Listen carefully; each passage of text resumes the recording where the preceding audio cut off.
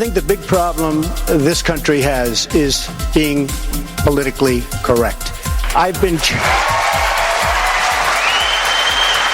challenged by so many people, and I don't frankly have time for total political correctness. And to be honest with you, this country doesn't have time either.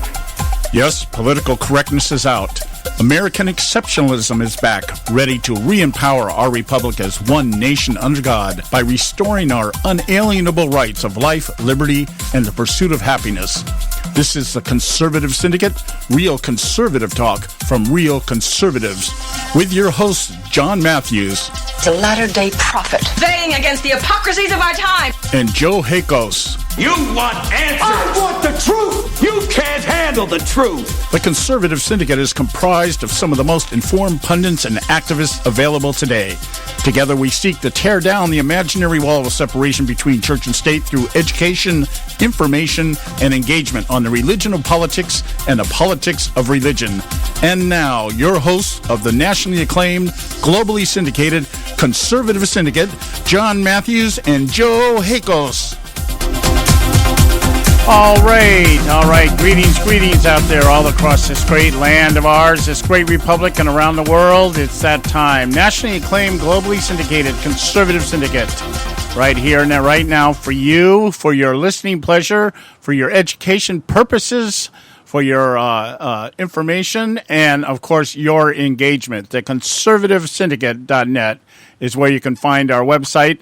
You can go there if you want to join our chat room, if you want to find out about the show, whatever it is. You want to find out about what we are, who we are, what we do, why we do it.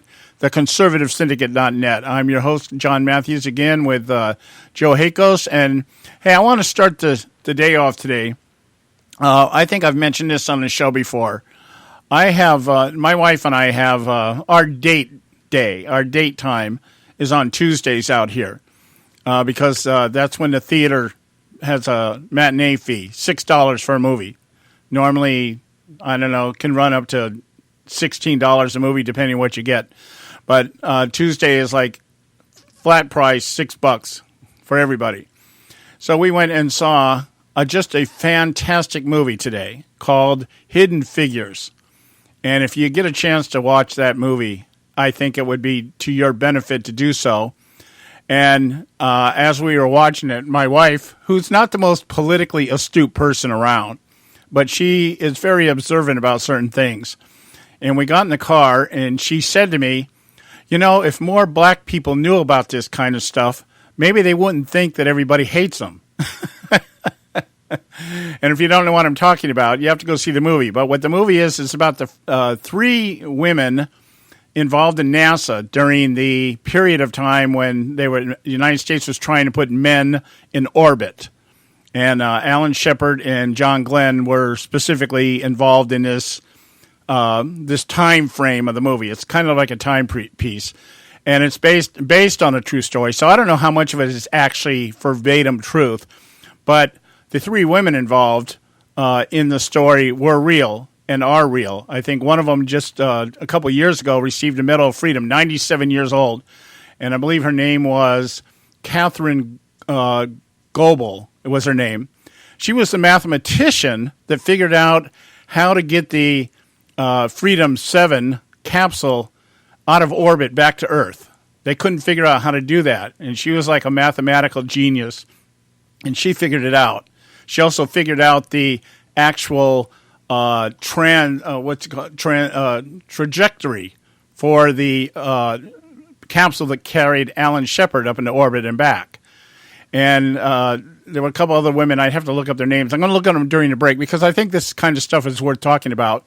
One of them was the girl who was actually, IBM was trying to put in their computers. That's when everything was getting computerized. IBM had just hit the scene. And they had these big, huge rooms, big mainframes. Just IBM in those days, the computers were huge. And she was going in at night because she was black. She couldn't go in there during the day. But she was going in at night, and she basically, they couldn't get the computer system to run, and she did it at night playing around with it. She's a programmer. She learned programming language on her own. And then there was another one who was the first black aeronautical engineer for NASA. So all three of these women were very pertinently involved in the program, but they were hidden because of the fact that they were black. And it dealt very handily with some of the issues in those days about racism and stuff. Very true to form of what was going on in those days. And just a masterful piece of work. And I had to agree with my wife. There's blacks in this country have done some great things. There have been some great blacks that have. I intentionally don't use the word African American because I don't believe in hyphenated Americans. But these people contributed, and there's been many, many others who've contributed. And the thought we were sharing on the way home was, if more of this was put out in the black community, than having people like Al Sharpton and Jesse Jackson and even Barack Obama out there parading that you can't do anything because you're black, we just might have a little less tension in the air these days. What do you think, Joe? I'd have to go see the movie, John. It is an excellent movie. I just, like I said, I don't know how much of it was, truth verbatim, but it seemed real enough to me that I listened, as I watched it, I said, yeah, I could see that happening, and I could see this happening, and it was just amazing. One of the funny lines of the story, funny storylines, is that the young lady, Catherine Goebel, when she was working, they had one section in NASA where all the coloreds were kept. And they were basically data processors and stuff like that. And they were not allowed to, they had the segregated bathrooms and the segregated cafeterias and everything. So she gets moved over into this building with the aeronautical people, the people that are trying to figure out how to get this capsule off the ground. And she has to constantly through the movie, she's running back and forth because she couldn't use the restrooms in the building. So she'd have to run down the street to use the restroom. And it would take her, it was a half a mile away. So it was taking her like a total of about almost an hour every time she left to go. And the supervisor of the place, played by Kevin Costner, one day he just asked, goes, where's this woman disappear to every day? And she comes back and she's drenched because it was raining and everything. And she comes back, she's drenched. And he said, where do you go every day for 40 minutes? And she said, the bathroom. And he goes, well, why does it take so long? And so she explains to him, well, there's no bathroom here for coloreds, and I have to go all the way down here. And, you just have to excuse me if I have to go to the bathroom a couple of times a day. And so he he goes out and he says, wait a minute, we got to stop this. He goes and tears all the signs down in the building. He says, no, there are no colors here. We're all NASA. Now, that kind of stuff should be the kind of stuff that we should be listening to, not all the other, you and them and us and everything else. But it's just a really fantastic movie, very worthy of, I think, when I talk about things that should be up for Oscars, this is the kind of movie I look at and say, hey, this would be something I would consider if I was a member of the leftist elitist Academy Awards people, that kind of thing. Not La La Land and all that other crap that they've got out there. Hollywood doesn't make any good movies, by the way, anymore. Very seldom do they make any good movies. And the evidence is that they try to remake everything that was famous at one time. There's very little originality in Hollywood today. So anyway, that's my review. I could be a movie reviewer if I really wanted to be. But it's just a very good movie. I just recommend everybody go to see that. Okay, having said that, we're going to discuss today a website that we mentioned briefly yesterday. There's actually a couple of websites and they're tied together. Working Families and ResistHere.org. And they're kind of like, I think, Working Families is the main site, and Resist Here is kind of like an offshoot, like a sub-site or something like that. And because I really feel the need to educate our listening audience as to how quick or how effective leftists are when it comes to organizing. I've been saying this for a long time. We on the right need to learn how to organize. And we need to do it with the same effectiveness that they've been doing it on the left. That's why they've been winning the war, is because they know how to do it. And they do it. Maybe a lot of people on the right know how to do it, but don't do anything. So I think it'd be a very good, I just thought, it's going to be a good lesson in how leftists operate, how they organize, and how they create the narrative and are able to disseminate the common thread of each narrative to the people out there that they're trying to lead down the path to oblivion.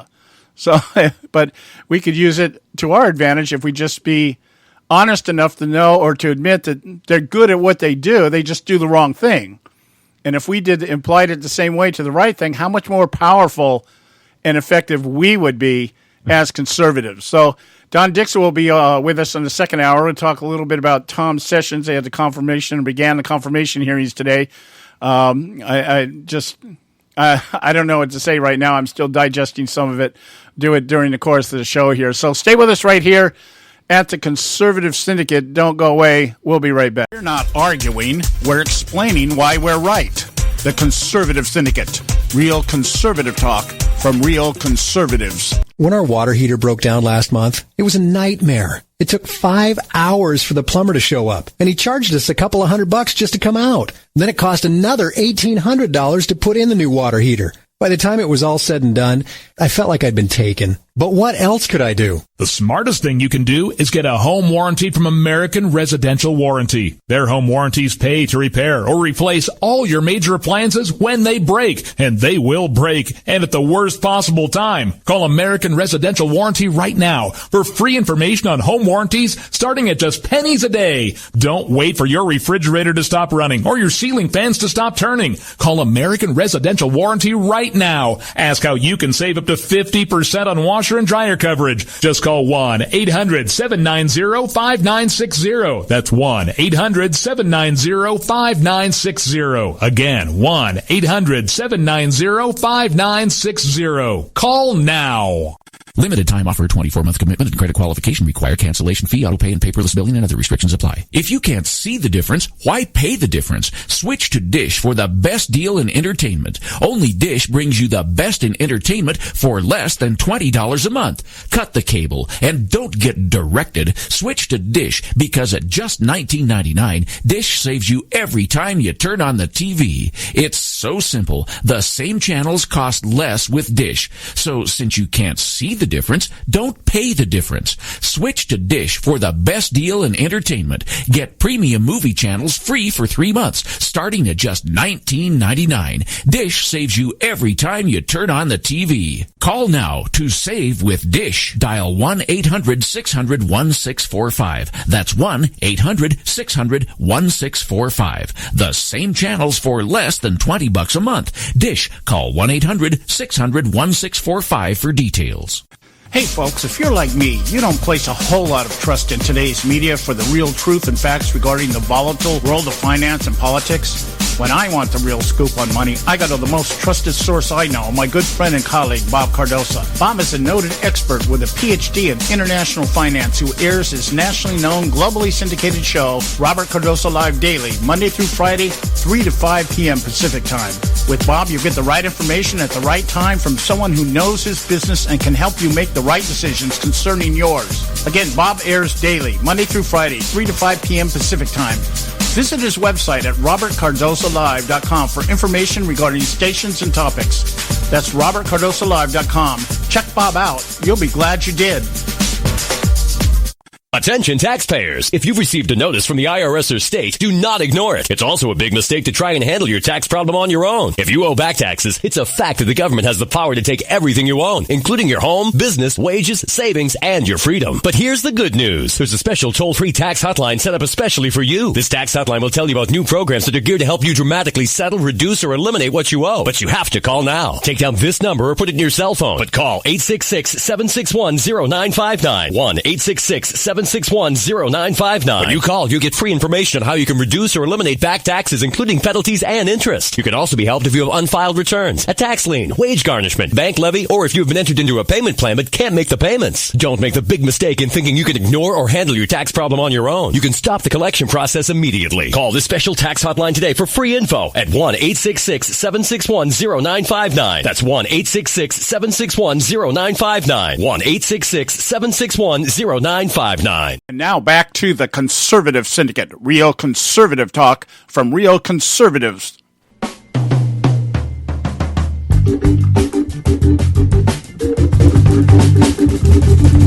All right, hey, we're back, and I just really was impressed with this movie today, and if you will just humor me for just a few moments here, because it's stuff like this that I just think if there was more stuff, if we had more movies like this instead of Straight Outta Compton and all this other crap, there just might be a little bit of different atmosphere in the world today. And we definitely this one thing you'll notice when you see this movie, it definitely contrasts what America was like very much just prior to the Civil Rights Act and what it is today. It's amazing that there has been, to a certain degree, a paradigm change, a paradigm shift, very noticeable. And, in the early 60s, before the Civil Rights Movement, and I'm sure before that, I'm trying to put it within the historical context of history. The idea that, they still had everything was segregated. They had the colored computers is what they called these women. There were a lot of them. Estimates are somewhere several hundred of these black women had been recruited for NASA, and basically they were number crunchers. That's what their job was, and it was supposed to free up the engineers and the designers and everything else by having these women crunch the numbers. And I guess there was a pool of them that were all, they're all pretty intelligent women, and so they were all put in one place. It was called the colored computers, and but they were separated from everybody else. They had the colored restrooms, the colored drinking fountains. One of the scenes in here is the men in the room when Katherine Johnson, that was her married name. That's a name that she's listed in under history. But in the movie, she started out as Catherine Goebel, and then before the end of the movie, she got married, and that's why they called her Katherine Johnson. But she was put into this pool of white engineers, white aeronautical physicists and theorists and stuff like that. And she had the audacity to make herself a cup of coffee one day using the coffee pot that was in there. And the next day she comes into work, and there's another little pot next to it that says colored on it. So that, they didn't even want her using the same coffee pot. And didn't even have the courtesy to even put coffee in it. They just put the pot there. She had to go make her own coffee, that kind of stuff. And that kind of stuff is what, was pretty prevalent in those days. There was one line in the movie I thought was really maybe a cheap shot to a certain degree to contemporary America. And that is when, what the lady's name was, Shetterly, I believe her name was the head of the computer, the computer pool. And her boss was played by what's her name? Christine Kearns, or whatever her name is. Anyway, they're having a conversation. She's the Shetterly's asking to be promoted to supervisor because she said, I'm doing a supervisor's job and I'm not getting paid for it. I don't have the responsibility. It's kind of, government work, Joe. It's kind of like responsibility without authority, that kind of thing. And it was interesting. The conversation took place, and her supervisor said, this is nothing personal. I don't have anything against you. It's just this is the way the system is, and I don't have anything against you. And Shetterly's comeback line was, "I'm sure you believe that." And I thought, yeah, there's your contemporary shot at white privilege. It was kind of an under the breath kind of thing, but I caught it, and it was interesting because actually sitting in theater, we were sitting right in the row, and right next to us was a black couple that came in, and I was watching their reactions to the movie, and I'm sure they were probably watching mine. But we laughed at different sections of the movie. These things I observed. There were certain things that happened, and I'd chuckle or I'd laugh. And then there were certain things that happened in the movie. They would laugh, and I go, "What are they laughing about?" So it was kind of it was an interesting experience today, and I just think it's worthy to note that there have been many blacks in the history of our country that have done many, many great things, many brave things. All the way back to the Revolutionary War, Civil War, all the wars. I mean, and it's just too bad that their contributions to America get hidden under the political exploitation of black activists who really don't want people to know the contributions of Black America. They talk about it, but you notice, have you ever noticed, Joe, the only thing we hear about when we hear about Black activists talking about Black history are other organizers or protesters, that kind of thing. You don't hear about people that actually contributed to the building of America. That won't advance their narrative, so that's not going to happen. Yeah. We hear about all the revolutionary movements, the protests and everything else, but we don't hear about the people that just towed the line, and just did what they're supposed to do. Why is it? And another thing we were talking about on the way home, my wife and I were talking about, is that when you look at Black conservatives, why is the only movie or only biography we've ever had on Clarence Thomas was a sexual harassment hearing? The Anita Dunn? Huh? Anita Hill. Yeah, Anita Hill, right? And why is it that Ben Carson is going to be coming up for nomination? I wonder how they're going to paint him as a hater. I don't know. That's what was so pathetic and sickening today, watching Jefferson Sessions be castigated by the very same people that would call Robert Byrd the conscience of the Senate. Yeah. It's amazing. And we wonder why there's such a political divide. Now we could probably lay the blame on everybody in the political realm, because that's what I was trying to explain to my wife. She's going, what is this all about? I said, it's about politically exploiting a demographic for power and money.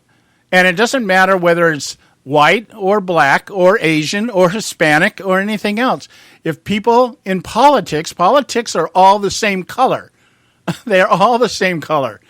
And because they're green with envy, and they just all want, they're all on their own power trip.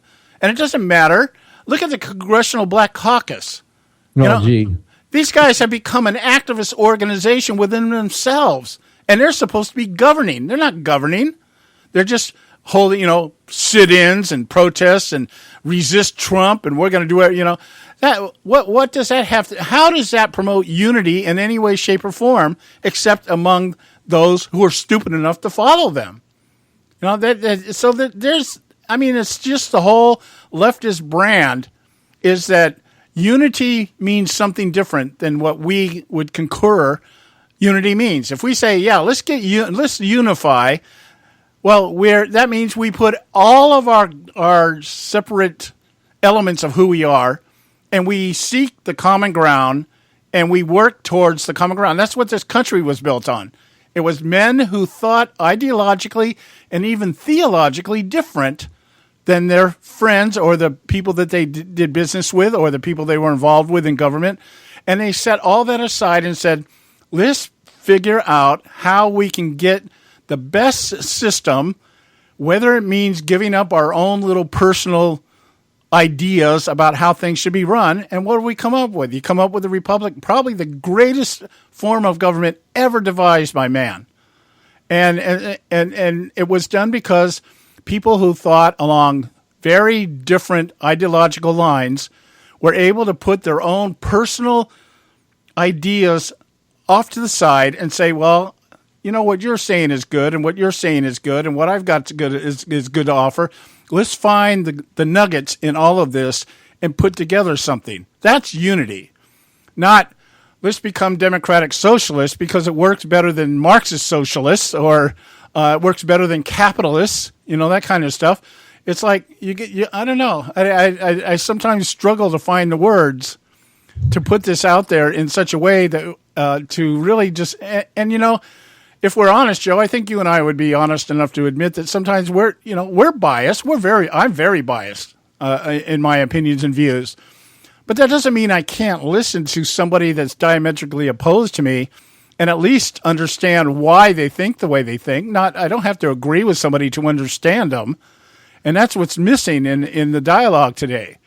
And that's why you've got one side, or the right side of Congress, the people on the right, just choose complicity and silence because they don't want to engage for fear of, being labeled and ostracized by the people that would slit their throats in a New York Minute if they had a chance, So Anyway, I don't know. I'm feeling in a very, I don't know what's the word, sermonetic mood today. Just I don't know. It's just that movie definitely touched me. I was very impressed with it. I might go see it again. So I think it's one of those movies that, you could probably draw something out of it if you saw it a couple times. I don't know. We'll see. Anyway, having said that, let's kick this into gear here. The website that we were talking about yesterday, along the lines here, what we're talking about, there is, I guess, an official movement now coming out of the left, and it is called Resist Trump Tuesdays. That's the official jargon. Yeah, because they must resist. Right. Listen, resistance, like they're fighting something. Let's all unify against the government. Because the government isn't doing what we think it should be doing the way we should think it should be done. That kind of the government against that government being the Donald Trump government. Right. If we could keep the Hillary Clinton / Barack Obama government, then we must maintain, not resist. Right, exactly. And we were called for 8 years to get on board and to put down our white privilege and everything else and just jump on board here because progressivism is just so damn good. Well, just basically mock and ridicule every step of the way when all you were asking was, well, why do we have to pay for that again? Why do my tax dollars have to go to pay for that? Why is the government doing that? What business does the government doing that again? Yeah, or why am I having to give up a certain amount of my rights in terms of choice so that somebody else can have something? There's a byline out there on the radio somewhere, and it constantly it almost haunts me sometimes. It isn't free if your neighbor's paying for it, and that's really what they want here. Is this idea that again, in line with what I've been talking about here since the start of the show. There's certain demographics in this country that people in government, for the purpose of exploitation, have decided that these people can't do anything on their own. And that they're being held down for one reason or another, whether it's your color, your skin, the culture you grew up with, your gender preference, whatever it is. You can't get there from here without us helping you. Us being the government? Yeah. I'm sorry? Us being the government. Yeah, that's what I mean. Us being the government. The government, you can't do it unless we pave the path for you. And we're the ones that have to clear all the rubbish off the road and make the road straight and narrow. And the way we do that is we remove all the barriers to accountability and responsibility. We want to pave the road of entitlement.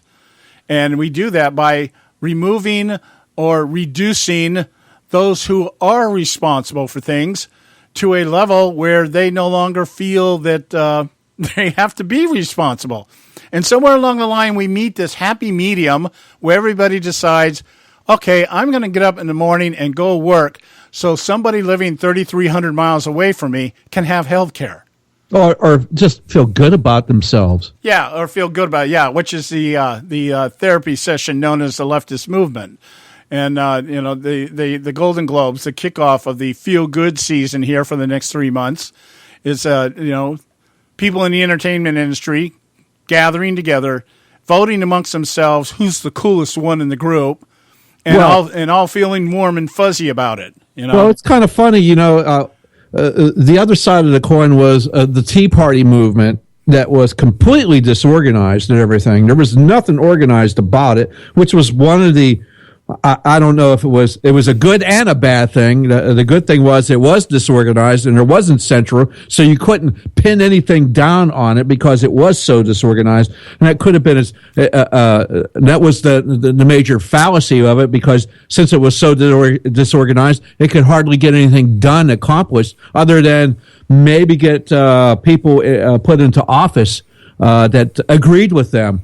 But it's funny to see how disorganized the Tea Party was, but you have these organizations we're talking about right now, and I think after the break, we ought to talk about how organized they are. Yeah, I think so. I think, and you made a really good point here. I want to just build on that just a little bit when we get back, and then we'll get into just how well organized the left is, because that's what it is. The reason they were able to do what they did was because the Tea Party wasn't organized, so the left organized it for them. The left put them in the categories and labeled them and did everything that the leftists do. Stay with us right here at the Conservative Syndicate. We'll be right back.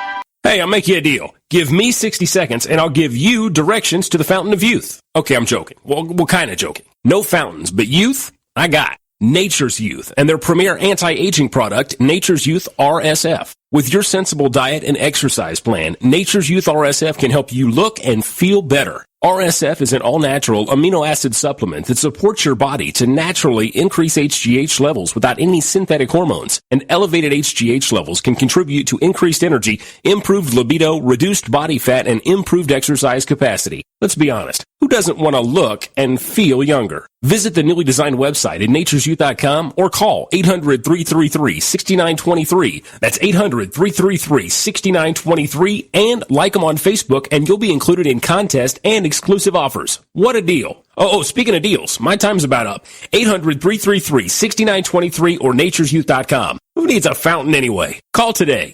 Extend your life with Extendovite.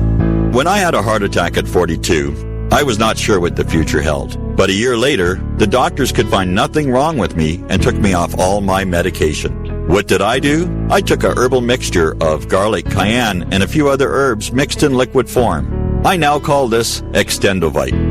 I would have never believed that a few simple herbs could actually change my life like they did. Now it's your turn to see what the powers of garlic and cayenne can do for you. For only $69.95 plus shipping and handling for a 2-month supply of either capsules or liquid, you too can begin on your path to better health.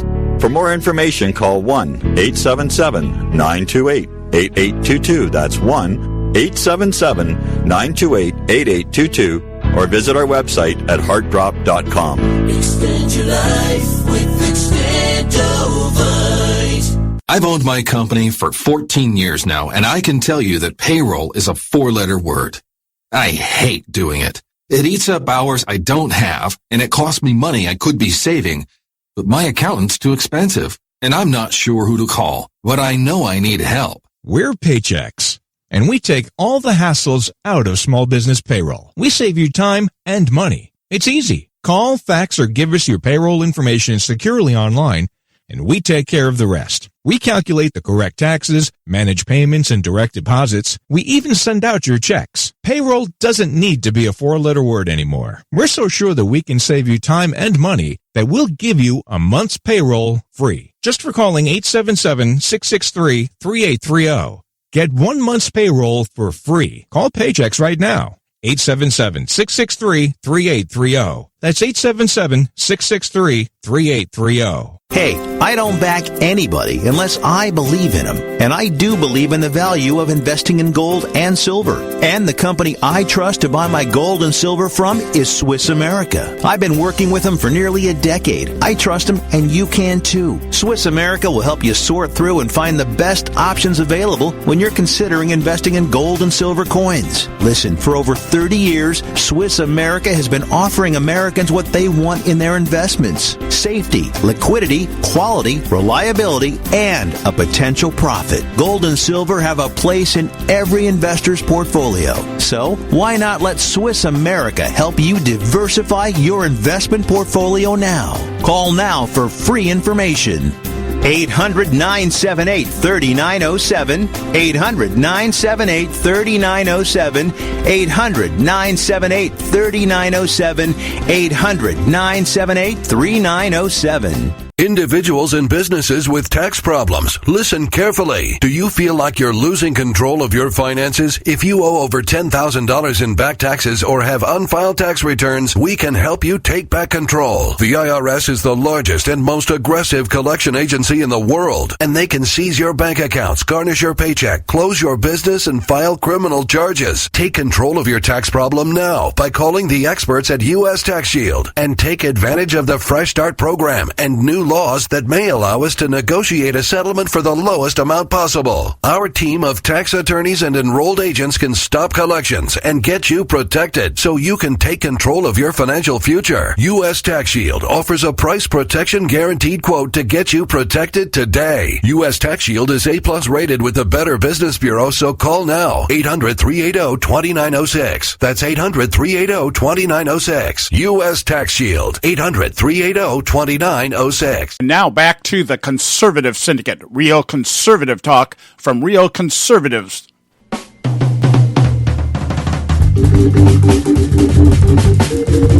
All right, hey, we're back, and this is the Conservative Syndicate, real conservative talk from real conservatives. I'm your host, John Matthews, along with Joe Hakos, and we're talking about this, the new, well, let's say the latest version, progressivism version 6.0. We'll just throw that out there, okay? It has evolved over the last 6-7 decades to an actual very effective movement, and it's very effective for a reason. They took the time to figure out how to advance their agenda, whereas too much on the right, everything's just been status quo, and when things happen, we don't really, you hear the people in the Republican Party, they may dance a little bit, they may whine and groan a little bit, but they don't actually do anything. I was really surprised to find out Mitch McConnell published a letter today to the American people about how, they've got their mandate, they've got their, they got their majority, they got everything that they said they needed, and now they're going to move forward. And then we turn right around right after I hear that, and I listen to some of these other people in the Republican Party and going, they're not going anywhere. They're just repackaging. They're not even repackaging. They're finally saying something that they probably have said, each time they come up for re-election, but don't really actually apply it. So we'll wait and see here. But anyway, we're talking about this Resist Trump Tuesdays. And I want to make one last comment here, and then I want Joe to get a little bit more active here on this because he probably understands a little bit better than I do at this point. Joe had mentioned earlier about the Tea Party being disorganized. The element of the Tea Party, how do I put this? Their disorganization was their strength, but it was also their weakness. Because when the Tea Party began, it was individuals around the country realizing that their individuality was being attacked. Yes, and it was truly grassroots, no matter what Nancy Pelosi said as AstroTurf. It was grassroots effort, unlike this organizations we're talking about today. Right, exactly. And I think I was reading the book Radical in Chief.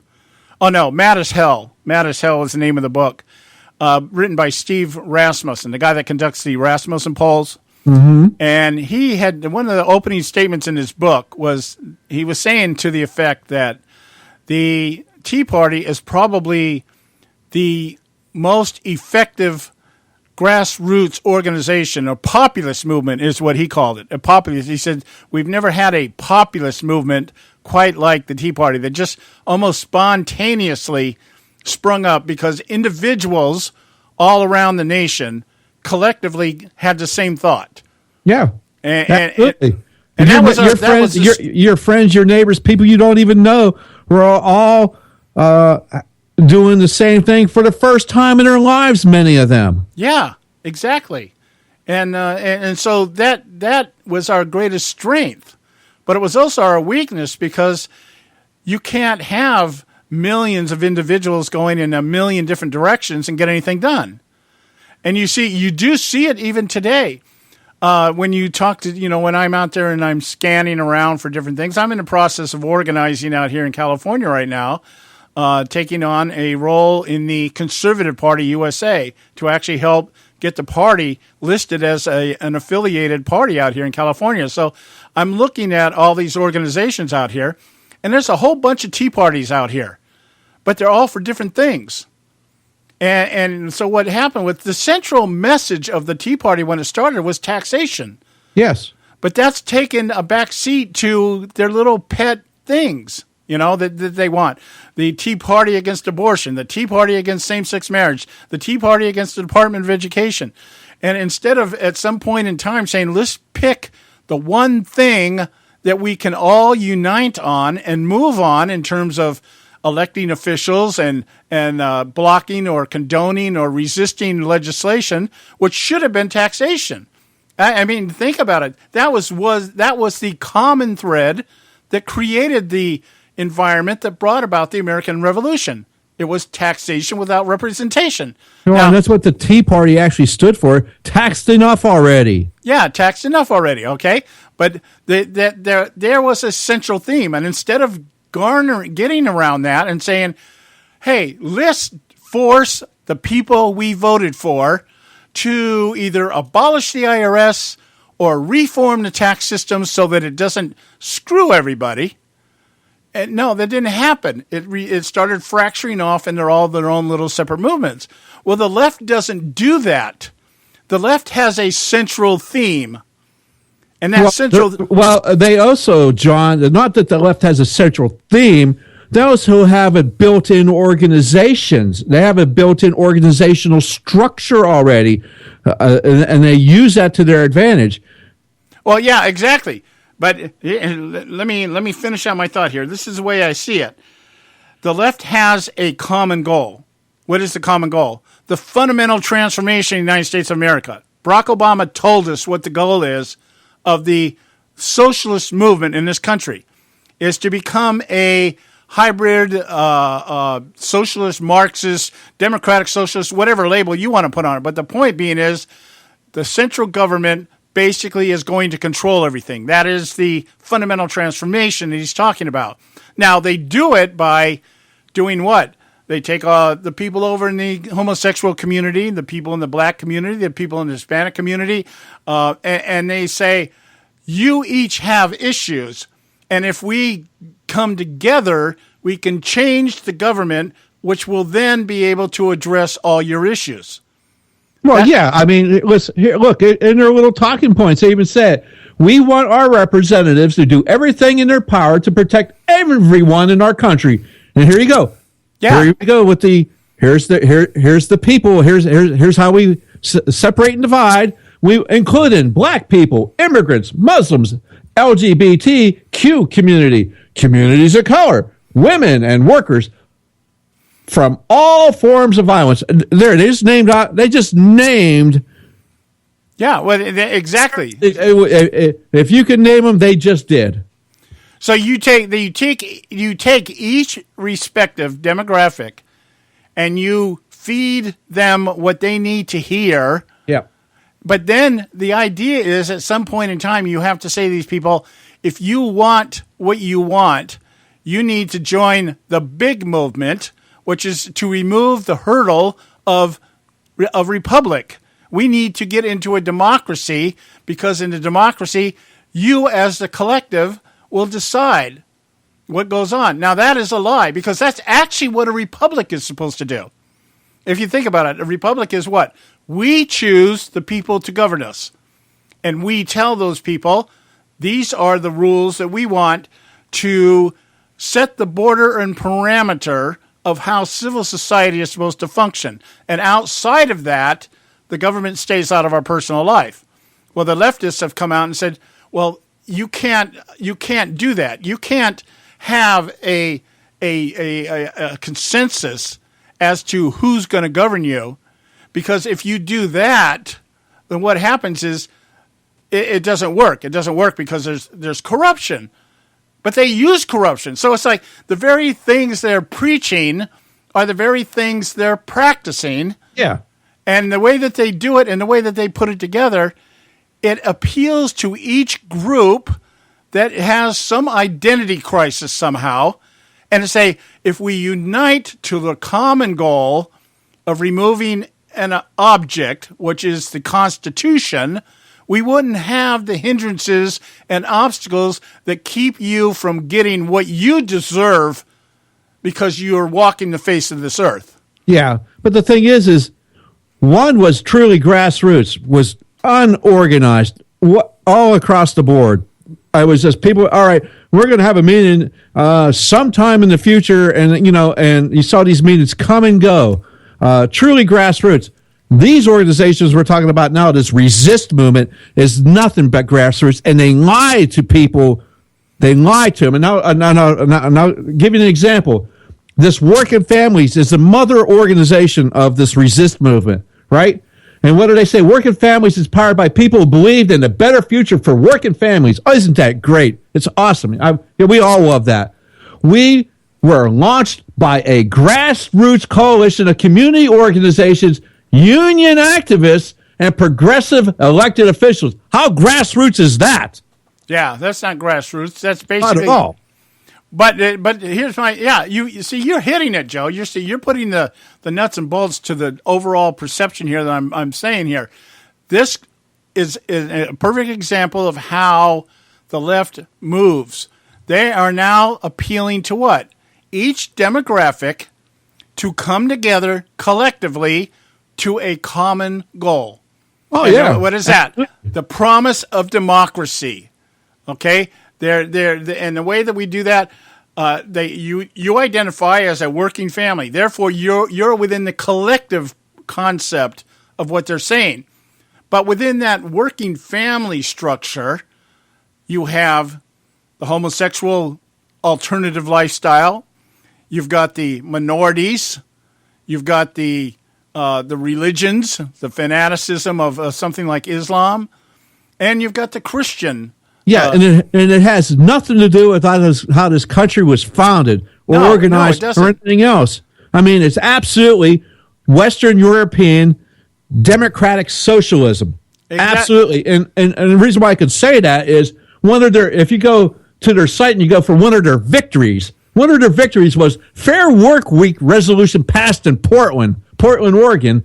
And it's like, the practice of scheduling people for random shifts with little input from workers makes it impossible for workers to organize their lives, arrange for childcare, or commit to college classes. That is not what a fair work week looks like. Oh my goodness, it's not. You have to go work at the whims of your employer. Oh my goodness. And how are we going to do that? Well, we're going to get the government to say you can't do that. Right. Well, you look at this. This layout here, these bullet points here, this family, working families organization here, what we do, and they've got some good talking points here. We've got to go to a quick break here. When we get back, let's run through that list so that you can see. You got to listen to the language of this, and just keep this one thought in mind. They're appealing to the fractured, divisive elements of the country, and then trying to unite them towards a common goal. And then I want to get to how it's organized and the money involved with this. You ought to see who's involved with this organization. It runs this organization. Okay, we'll do that also. We may end up spending the whole show on this, and maybe towards the end of the show we'll get to the Sessions confirmation, because today was only day one with Sessions. We got a lot more coming up on that. So anyway, stay with us right here at the Conservative Syndicate. We'll be right back. There is an old saying, children should be seen but not heard. At no time is this more apparent than when politicians speak. TheConservativeSyndicate.net, the adults in the room. Hey folks, if you're like me, you don't place a whole lot of trust in today's media for the real truth and facts regarding the volatile world of finance and politics. When I want the real scoop on money, I go to the most trusted source I know, my good friend and colleague, Bob Cardosa. Bob is a noted expert with a PhD in international finance who airs his nationally known, globally syndicated show, Robert Cardosa Live Daily, Monday through Friday, 3 to 5 p.m. Pacific Time. With Bob, you get the right information at the right time from someone who knows his business and can help you make the right decisions concerning yours. Again, Bob airs daily, Monday through Friday, 3 to 5 p.m. Pacific Time. Visit his website at robertcardosalive.com for information regarding stations and topics. That's robertcardosalive.com. Check Bob out. You'll be glad you did.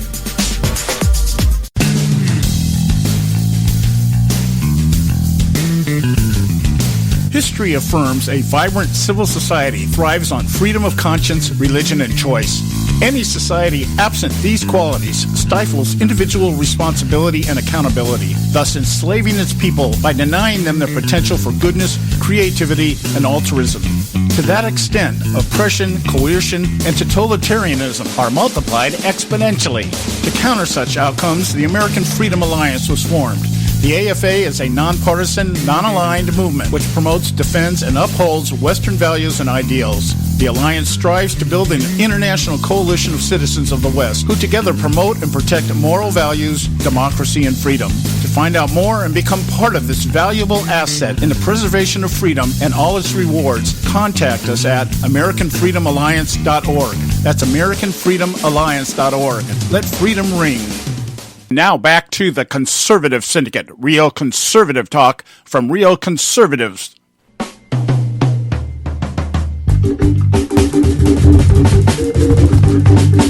Okay, we're back. Let's get right back into this discussion here. Right here, it's a Conservative Syndicate about the organization Working Families. What I want to do here is I'm going to read through this real quick here, just these little talking points here to give you an idea, because I want you to listen to the words. We're talking about the ability to take an individual and mold them into or ease them into a collective movement in a direction perhaps not always where that individual intended to go when they joined up. Okay, it's really a great scheme. I mean, they figured this out, and we've got to do the same thing. And I'm going to read you some language here that it actually really reverberates some of the things we have been saying on this show about how we're going to overcome this disease and eradicate this disease of liberal idiocracy. And that's really what it is. It's an epidemic of idiocracy, and we have to cut it out like the cancer it is and get rid of it. Working Families is building progressive power to renew the American dream. Right there. They're not renewing the American dream. They're rebuilding the American dream. Rebuild. Remember Obama? Rebuild the middle class. We got to rebuild the middle class. And the way we're going to do that is make everybody equally poor. Not provide opportunity. I've got an article later on that I might share with you that I think will really emphasize this. A study that came out from Harvard, believe it or not, from Harvard, from people who used to work for Obama, believe it or not. So it goes on to say here's what we do. We run aggressive campaigns to raise standards for working families. Now, that sounds good. We want to raise working standards for families. But they want minimum wage increase, which destroys jobs, paid sick leaves, which destroys jobs, and fight off school privatization. God, I can't say it. Privatizing schools. Okay, raise taxes on the rich to fund hospitals and schools. Created tens of thousands of green jobs. Creative destruction. Destroy the coal and fossil fuel industry. And tackle student debt. What does that mean? Have the government pay for your education all the way through, from cradle to degree, okay? Second, we are electing the next generation of progressive leaders. Working Families recruit, train, and elect leaders who share our mission to the local and state office in a growing number of cities and states. Listen to this, guys. From small town school boards to big city mayors, from county legislators to members of Congress, we're sending working family Democrats to office to help build an economy that works for all of us. What are they talking about? This is Barack Obama's Organized America. Yeah, this is building a Democrat bench that's been so depleted by the number one Republican ally, Barack Hussein Obama. Yeah, but this is how Barack Obama rose to his position. Yeah. Doing exactly this. And this is what we've been saying. We got to fight this battle. We got to start where? At the local level. We got to take back our school boards. We've got to take back our city councils. We need to change the direction, the gerrymandering in districts, and get our state assemblies back to some kind of decent level of operation. Yeah, so I love how in the first part it says, we fought off school privatization schemes. Yes, we're all about choice, except if you want to send your child to a school of your choice, you're not allowed to do that. Yeah. You shouldn't be allowed to do that. Your child needs to go to that government-run school. Yeah, because if you can afford to send your child to a private school, you're taking advantage of that family that can't. Yeah, you should be ashamed of yourself wanting to have your child go to a better school than another person's child. That's right. So let's all educate them the same. Let's get Common Core out there and make everybody equally stupid. So much for choice. Yeah, so much for choice. The last one here. We organize. We reach hundreds of thousands of people every month, knocking on their door, calling on the phone, in your inbox to give people the opportunity to take action. All right? That's what they do. This is what the left has done for decades now. And read the next part, John. Read the next part. This is great. I mean, this just really sums it all up. Working Families is powered by people who believe in a better future for working families. We were launched by a grassroots coalition of community organizations, union activists, and progressive elected officials. Joe said it earlier. How can a union activist or a progressive elected official be part of anything that's grassroots? Exactly. And the other part I was getting at was our work doesn't end on election day. After elections are over, we need to work just as hard to hold our elected officials accountable to the needs of hardworking families. It's exactly what we were saying since November 9th. This is not over. If you think the election's over and Donald Trump won and all is going to be good, hell no. You better get off your butt and continue to work because these people will never stop. If you think for 1 minute, if you are so blind to think for 1 minute that Donald Trump is going to fix what's wrong with this country, you are sadly deceived. Okay, he's going to need a lot of help. Well, he may change some situations, some circumstances that make the country maybe flourish a little bit economically, maybe get us on the path back to republicanism. But Donald Trump is not going to fix everything by himself. He says there's nobody in Washington, D.C. right now that's going to be able to do that. Yeah, one of the dumbest things I ever heard Trump say. One of the dumbest things I ever heard Trump say was he was the one that could fix things. He's the only one. No, he's not. No, there's about 330 million people that need to fix things, okay? And let me close this here because we're coming up on the top of the hour here. I want to read this last paragraph here. Okay. And here's the words, guys. Today, hundreds of thousands of individuals are part of the working families community. All right? That's what we're talking about. They know you got to get the individual moving in the same direction as everybody else. Otherwise, there's too much room for thought. There's too much thought. There's too much room to question motives and angles and everything else. And when we come back from our break here, I want Joe to highlight some of the grassroots organizations that are behind this thing, because you're going to see this is nothing more than just another extension of ACORN, UNO, Barack Obama's Organize America, Bill Ayers' Weather Underground. It's all the same. It's just being once again repackaged for the purpose of regathering strength again to come out after us on the next onslaught of progressivism to take over, fundamentally transform the United States of America. We'll be right back. Stay with us right here at the Conservative Syndicate. Don't go away. We got a lot more for you.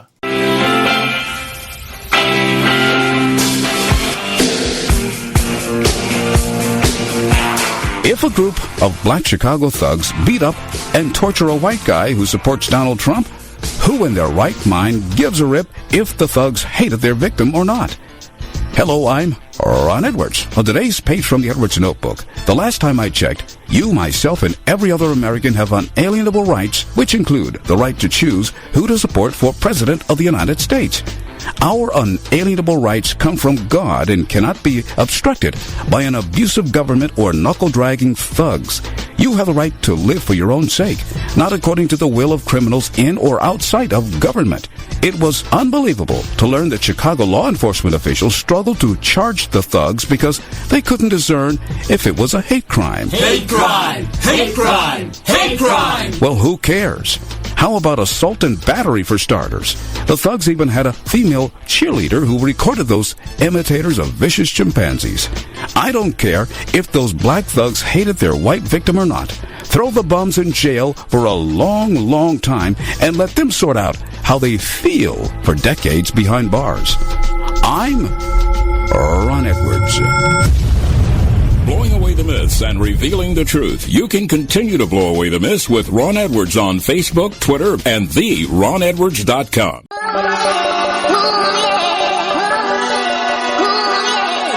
You can catch all our archives at theconservativesyndicate.net. The Conservative Syndicate. Real conservative talk from real conservatives.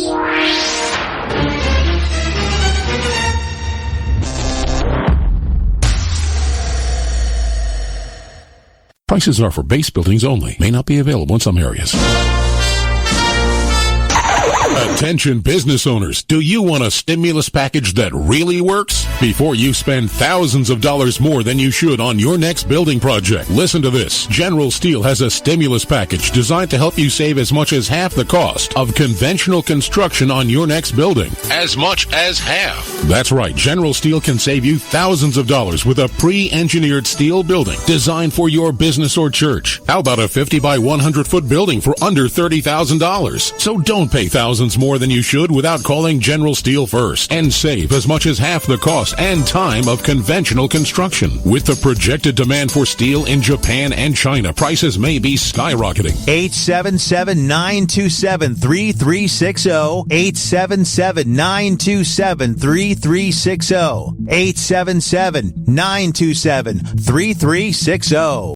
Term life insurance. It can be a powerful way to protect your assets and your family. You work hard to earn and save your money to build a nest egg for the future. Don't let it get wiped out because you didn't plan ahead. Take the time now and make a small investment in $500,000 or more in quality term life insurance. Call the Term Lifeline and let us shop the best companies to give you the lowest rates. We specialize in policies of $500,000 and above. Ask about some of our 10 and 20-year fixed rate plans with guaranteed rates. Call the Term Lifeline right now for your free insurance quote. 800-870-3609.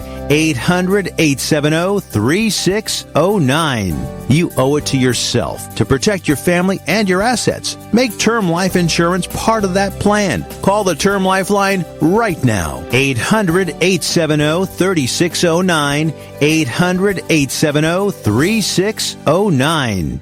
Hey folks, if you're like me, you don't place a whole lot of trust in today's media for the real truth and facts regarding the volatile world of finance and politics.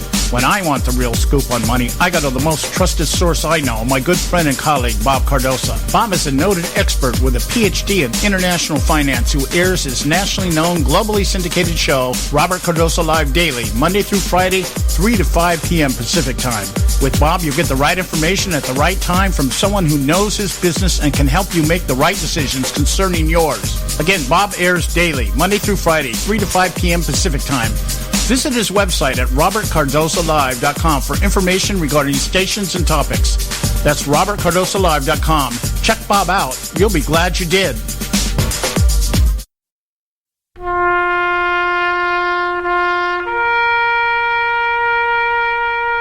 Read something recently worth thinking about. It's the soldier, not the campus organizer, who's given us freedom to demonstrate. It's the soldier, not the reporter, who's given us freedom of the press. It's the soldier, not the poet, who's given us freedom of speech. It's the soldier who serves under the flag, who defends the protesters' right to burn the flag. Isn't it time now to demonstrate that we support our troops? Were it not for the brave, there'd be no land of the free. Fred Thompson's message was brought to you by citizensunited.org.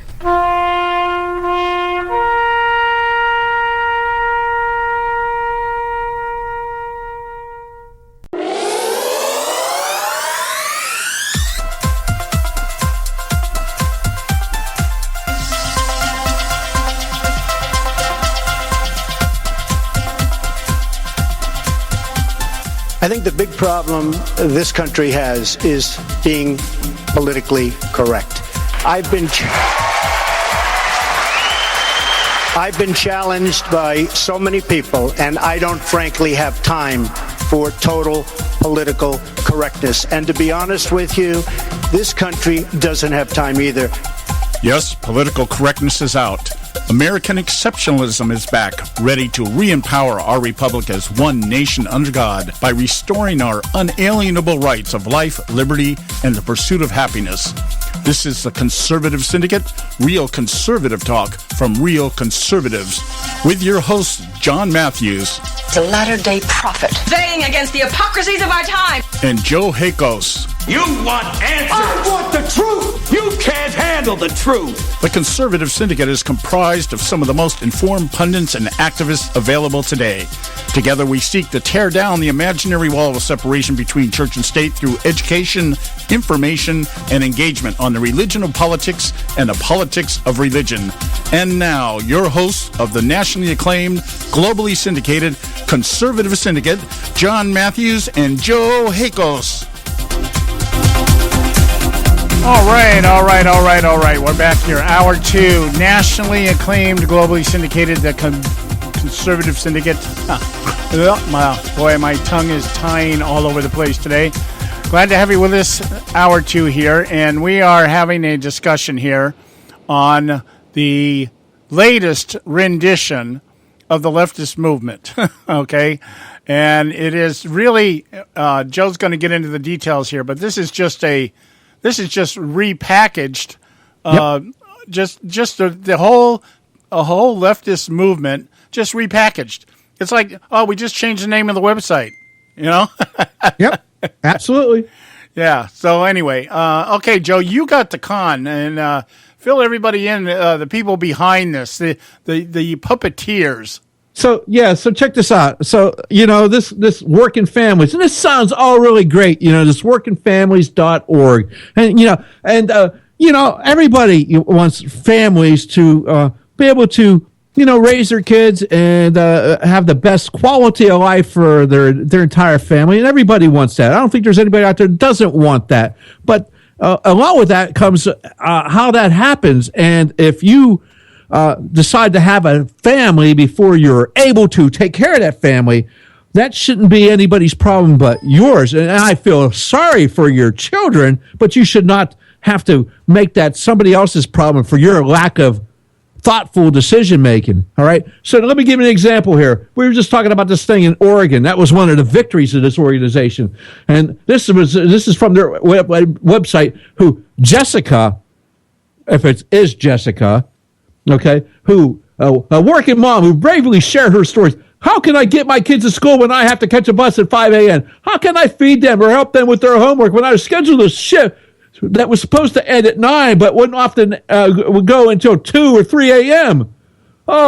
After hearing a testimony from workers' business, a commissioner said, "This seems like common sense. Fair scheduling is good for employers and employees. It's great when the policy can hit that sweet spot. Why has the government got to get involved with Jessica's little problems here?" I'm sorry, Jessica. The government should not be involved with your problems. But since this is grassroots, let's talk about who's organized here. Who we are? Grassroots coalition of community organizations, youth activists, and progressive elected officials. Yeah, that's grassroots. And who are they? Let's talk about who they are. Let's see.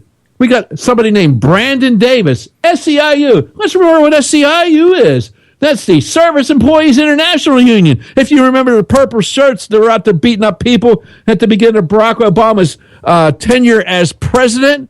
Yeah, when people go out and protest Barack Obama and at Tea Party events. Yeah, the purple shirts, purple and yellow people. Yeah, beating up on people. SEIU. There's some grassroots for you. Yeah, remember Barack Obama once proclaiming that he was going to paint the country purple. Yes. Well, I mean, they're one of his bigger supporters. Oh, Elila Shaman, MoveOn.org. Oh, George Soros' favorite thing. Remember MoveOn.org? I think that was organized to continue, as I remember. It was organized at first to have people move on to kind of, hey, look over here. Don't pay attention to Bill Clinton's little troubles with his sexual exploits at the White House and lying about it. Yeah, and they were the ones that gave us the offshoot website. Barack Obama's when he became a candidate, when he became a presidential candidate. What was it? Organizing for America. Organizing for America. Yes, Barack Obama's Peace Corps. Yeah. Yes, Communication Workers of America are represented here. Isn't that awesome? And then we have this. I love this one. This one sounds so good. Center for Popular Democracy. Let's look up Center for Popular Democracy. What is Center? The Center for Popular Democracy is, quote unquote, a left-leaning, nonprofit advocacy group in the United States.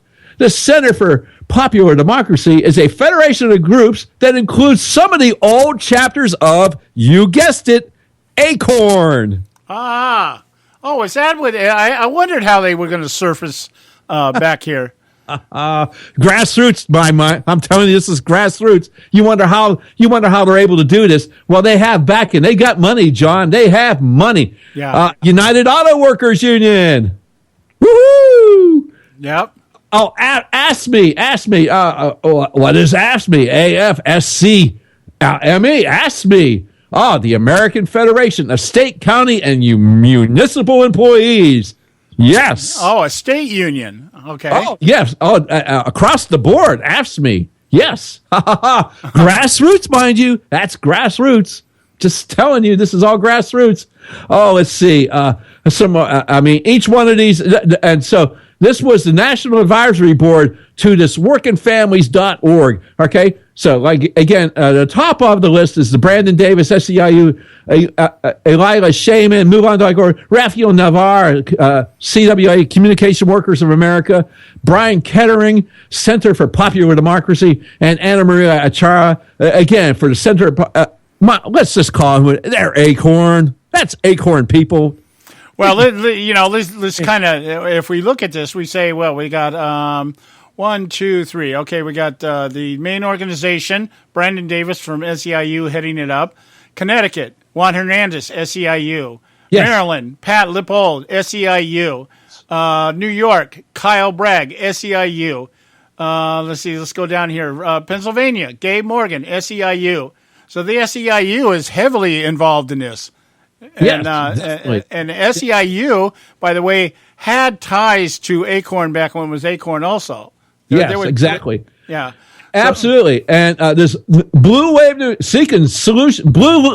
Jersey, they're the people representing. And let's just look at these states too. Okay, let's mind you, Connecticut, Maryland, New Jersey, New York, Oregon, Pennsylvania, and Washington, D.C. All bastions of free-loving and representative government America. All right, yeah, sure. so much for the grassroots element of this. We got to go to our quick break, or not quick break, our break. When we come back, we'll have Don Dix with us, coming in from the traffic out here in rainy California. I know I was out on the road today, and it was not good. Stay with us right here at the Conservative Syndicate. Don't go away. We'll be right back. Day on Moments of Madness.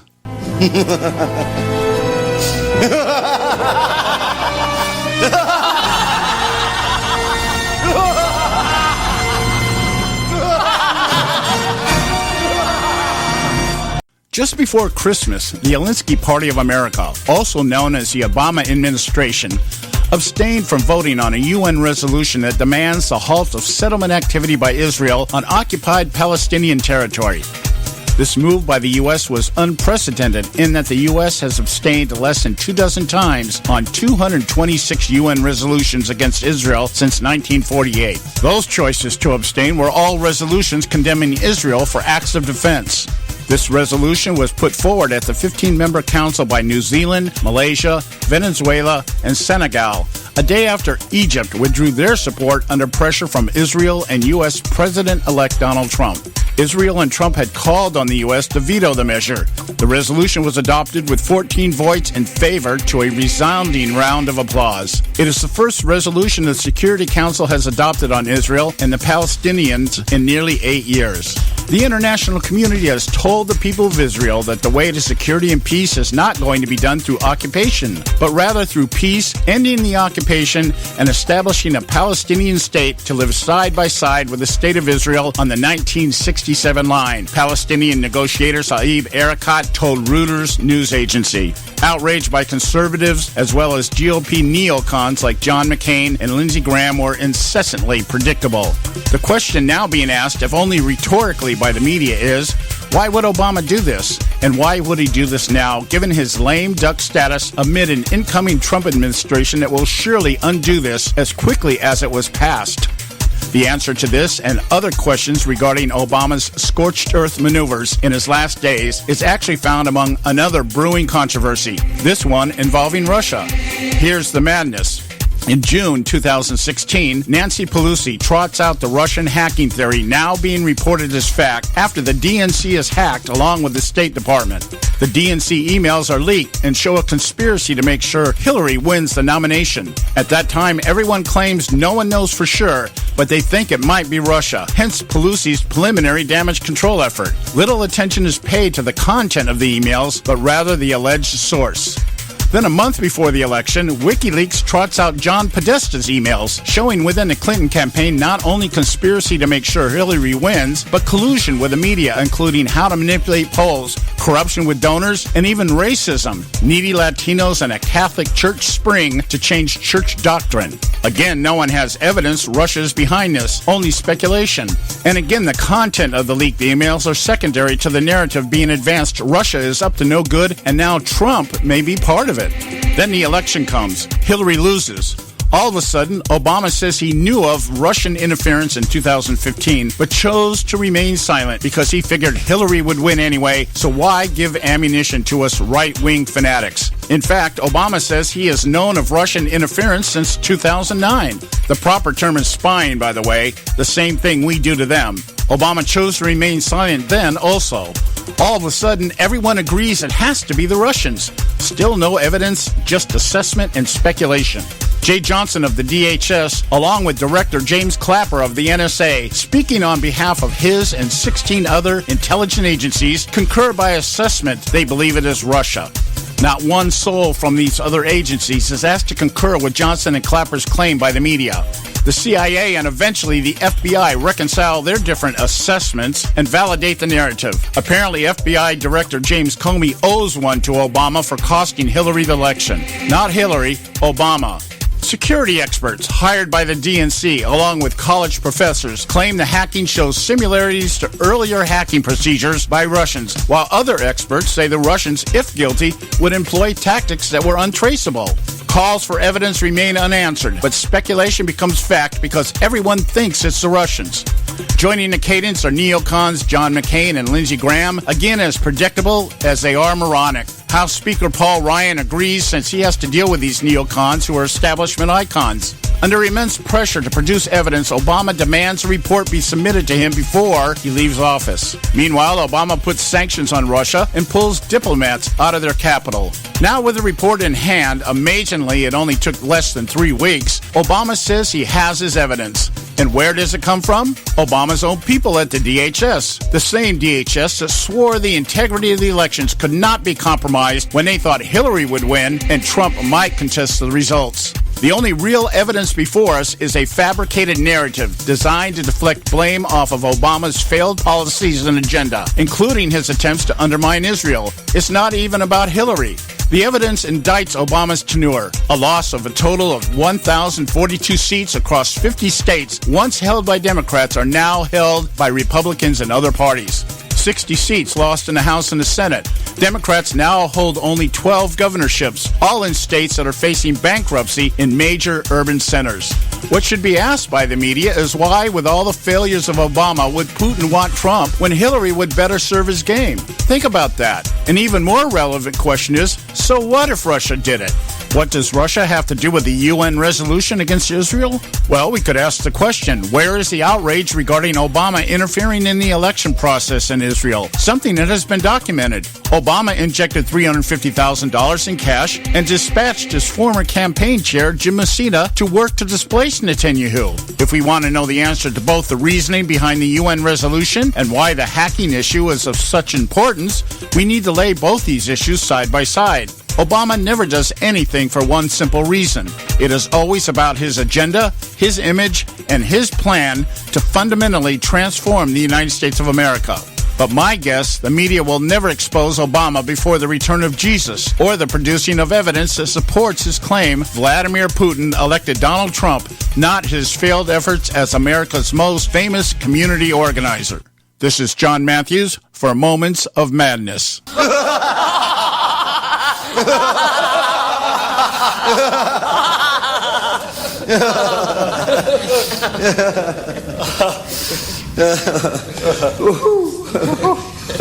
And now back to the Conservative Syndicate, real conservative talk from real conservatives. All right, hey, we're back. The Conservative Syndicate, real conservative talk from real conservatives. I'm your host, John Matthews, along with Joe Hakos, and I want to get Don Dix on here as quickly as possible here. We didn't know if he was going to make it in from the rain. How is it out there in the Inland Valley out there right now, Don? Well, it's spotty. How are you guys? Happy New Year. Yeah, it's spotty, just depending on it's widely scattered showers right now. So Californians still having a difficult time dealing with the wet roads. So you got to be real careful and give people lots of following distance. But it's good. Got here, and great to be with you guys again. Yeah, it's great. We haven't. Hope your holidays were good as well. We in our house was great. We had a very, very nice holiday. It's Christmas especially because everybody vacated my house and I was left here alone, and it was just really, really nice. Isn't that special? Yeah, that doesn't happen very often. All right. We are in the midst of a discussion here on an organization that we ran across yesterday. It was right towards the end of the show yesterday, and I happened to just be surfing the net, and I found it. And Joe found the organization that basically, I'm not going to say created, but what this all is coming down to is there's a movement on the left now, and they've rebranded it as the Resist Trump Tuesdays. And they're actually disseminating what they call a planning guide for action organizers, how people can organize their respective communities to resist everything that Donald Trump is going to try to do. Of course, we're doing it under the banner of unity. Okay, so that there's the paradox there. We spent the first hour talking about the organization Working Families, which is basically Acorn reorganized, and involves a lot, mostly the SEIU and the United Auto Workers. I think, Joe, you gave me there was another union out there having something to do with the food industry. United Food and Commercial Workers International Union. Yeah, and they're trying to sell this off as some kind of grassroots organization, but it's just a repackaging of everything else that the left has been doing for quite a while, in particular with Barack Obama's organization, MoveOn.org, which is a very big part of this. Anyway. So we're now looking at the actual planning guide or the action guide, and in there they've already got talking points established for people to be able to disseminate and use against the confirmations that we are now beginning the confirmation hearings sessions. Don, see if you've ever heard any of these. You're a man of the world and out and about. See if you've heard any of these talking points anywhere. All right. Well, I happened to open up Jeffrey Beauregard Sessions fact sheet. Yes. So, it thinks only bad people smoke marijuana. That's the first talking point. Oh, my goodness. Thinks that a gay Supreme Court nominee would be a great concern. That's your second one. Was denied a judicial appointment by a Republican-controlled Senate because he's basically a racist. Uh-huh. There's your third. Fourth is named Amnesty's worst enemy by National Review. Uh-huh. And you know what? I don't even have a problem with that one. And then doesn't believe in climate change. So I mean, I'm kind of down with that. So every single one of these brought to bear in public testimony in Congress, in a Senate hearing today. Every one of these today.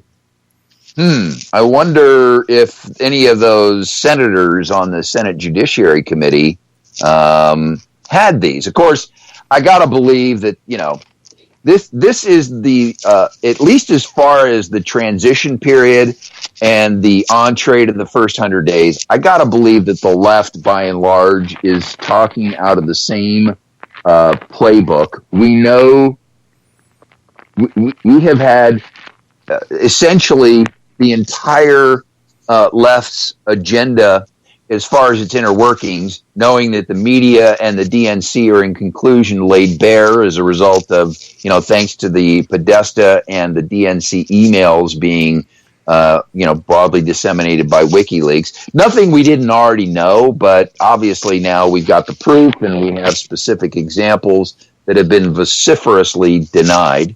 So it doesn't surprise me that, you're going to hear some of these points brought out by the left during the Sessions confirmation hearing. Oh yeah, it was absolutely. If you could go, and if you dare, if you're having trouble holding on food, then you might not want to watch the hearings. You can go to C-SPAN and watch it. It is recorded, so you can watch it at your leisure. But you might throw up just a little bit when you actually look at the hypocrisy of these individuals talking to Sessions, because saying he's basically a racist. Meanwhile, these are the same individuals that were upholding Robert Byrd, an actual KKK, just grand poobah, as the conscience of the Senate.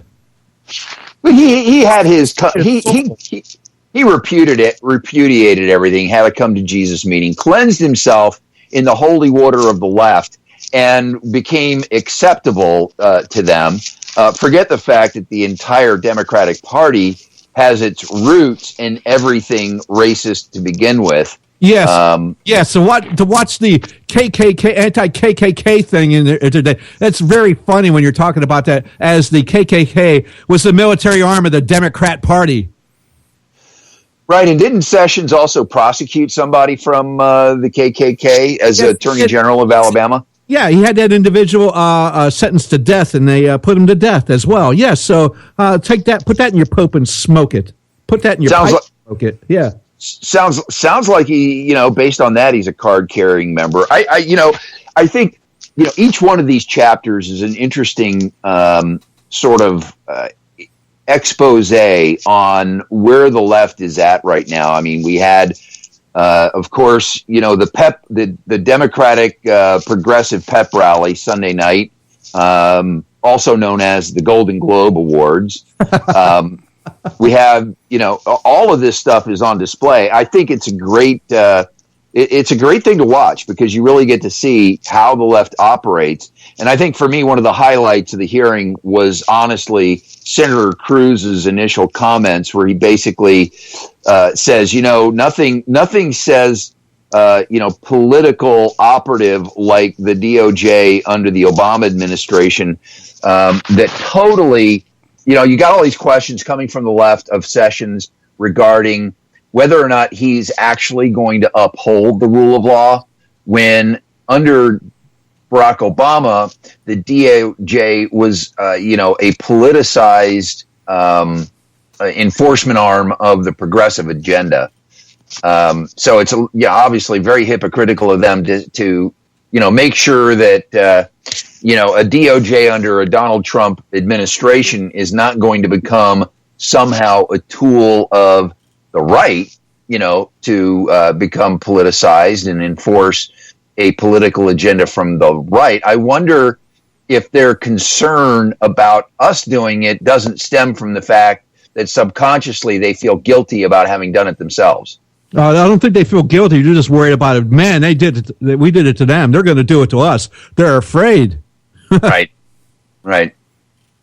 Well, Go ahead. My thing is, as I've been going through this, like I said, this is a lot of this. I could almost lay, I'd say 90% of this against rules for radicals, and you can see that this is the application of the rules. This is what it looks like. If we were to take the 11 rules of Alinskyite, and we could lay it out there, and then we could take sections of this action plan and actually put it next to it, and you can see how it comes together into a form.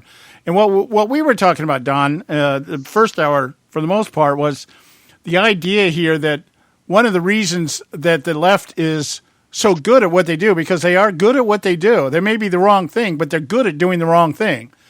And they're really good at it. And the reason is because this isn't something that somebody could have put together in a couple of weeks, in a few weeks. This is something that's been laid out for quite a while. This is probably the original plan for organizing, and just, changed to update it to what we have to do now. We've got to take and just double down.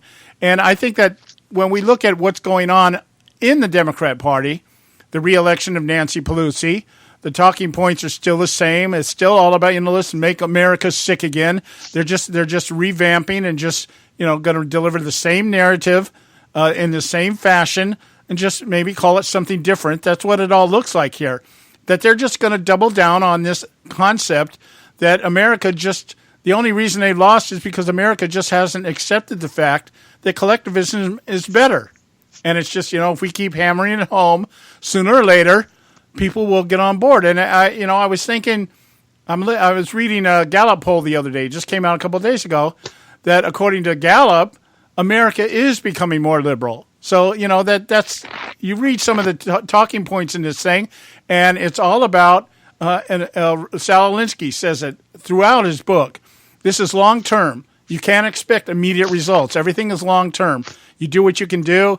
Maybe you have to draw back a little bit, but, it's kind of like the 2 steps forward, 1 step back, but you're still moving forward. And so this whole thing is just going to be repackaged and put out there in a different vein, but it has all the exact same objectives again. So I don't know if this is going to be a winning combination. Maybe by the time you and I leave this earth, it might work. I don't know. I don't know if it's going to work now. What do you think? I think that it's time to take a break. Is it really? Oh, it sure is. Thank you for noticing that. Boy, he slithered right out of that one real quick, didn't he, huh? Okay. We'll be right back, guys. We do have to take a break. Stay with us right here at the Conservative Syndicate. Talk Radio, WRS Cleveland. Hey, I'll make you a deal. Give me 60 seconds and I'll give you directions to the Fountain of Youth. Okay, I'm joking. Well, kind of joking. No fountains, but youth, I got. Nature's Youth and their premier anti-aging product, Nature's Youth RSF. With your sensible diet and exercise plan, Nature's Youth RSF can help you look and feel better. RSF is an all-natural amino acid supplement that supports your body to naturally increase HGH levels without any synthetic hormones. And elevated HGH levels can contribute to increased energy, improved libido, reduced body fat, and improved exercise capacity. Let's be honest. Who doesn't want to look and feel younger? Visit the newly designed website at naturesyouth.com or call 800-333-6923. That's 800-333-6923 and like them on Facebook and you'll be included in contests and exclusive offers. What a deal. Oh, speaking of deals, my time's about up. 800-333-6923 or naturesyouth.com. Who needs a fountain anyway? Call today. Expand your life with Expandovite. When I had a heart attack at 42, I was not sure what the future held. But a year later, the doctors could find nothing wrong with me and took me off all my medication. What did I do? I took a herbal mixture of garlic, cayenne, and a few other herbs mixed in liquid form. I now call this Extendovite. I would have never believed that a few simple herbs could actually change my life like they did.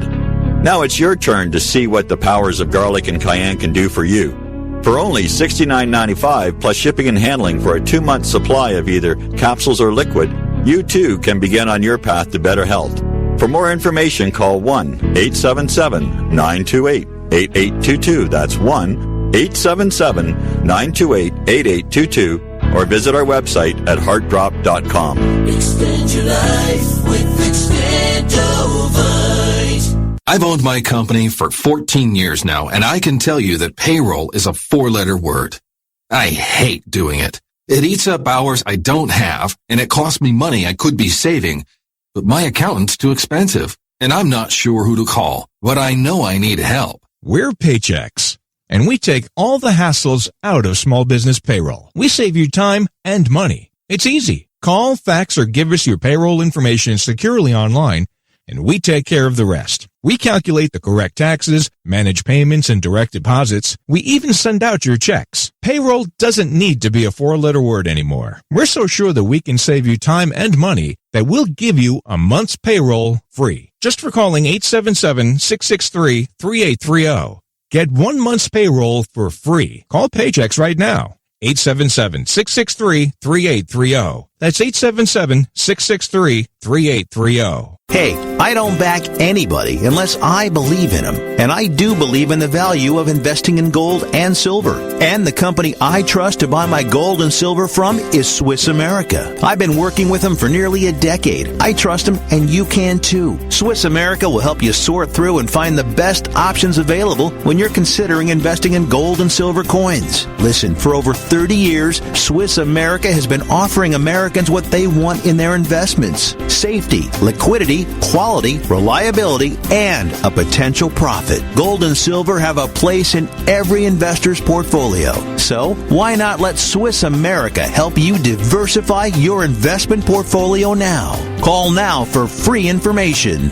800-978-3907, 800-978-3907, 800-978-3907, 800-978-3907. Individuals and businesses with tax problems, listen carefully. Do you feel like you're losing control of your finances? If you owe over $10,000 in back taxes or have unfiled tax returns, we can help you take back control. The IRS is the largest and most aggressive collection agency in the world, and they can seize your bank accounts, garnish your paycheck, close your business, and file criminal charges. Take control of your tax problem now by calling the experts at U.S. Tax Shield and take advantage of the Fresh Start program and new laws that may allow us to negotiate a settlement for the lowest amount possible. Our team of tax attorneys and enrolled agents can stop collections and get you protected so you can take control of your financial future. U.S. Tax Shield offers a price protection guaranteed quote to get you protected today. U.S. Tax Shield is A+ rated with the Better Business Bureau, so call now. 800-380-2906. That's 800-380-2906. U.S. Tax Shield. 800-380-2906. Now back to the Conservative Syndicate, real conservative talk from real conservatives.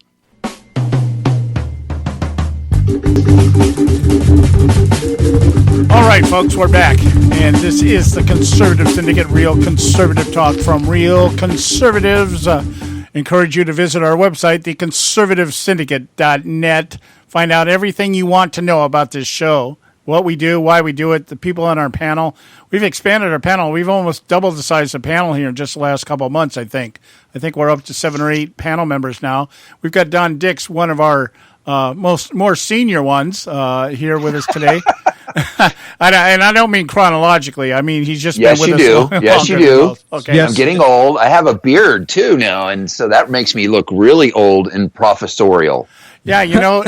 I was gonna say this, Don, and I hope you take this in jest, okay? Because I have a beard too, but your beard makes you kind of look like an anorexic Santa Claus. Oh, the other night it was so funny. Geraldo Rivera, of course, he was on Hannity one night, and he was on with the Bo Dietl, who's the he's at Bo Dietl is a former NYPD, I think, detective or something like that. But at any rate. They both got this scruffy face on, and Geraldo said something during the interview that I took great issue to. But at the end of the interview, he looks at Sean, and this guy is so self-absorbed. He looks at Sean, he goes, "How do you like my beard?"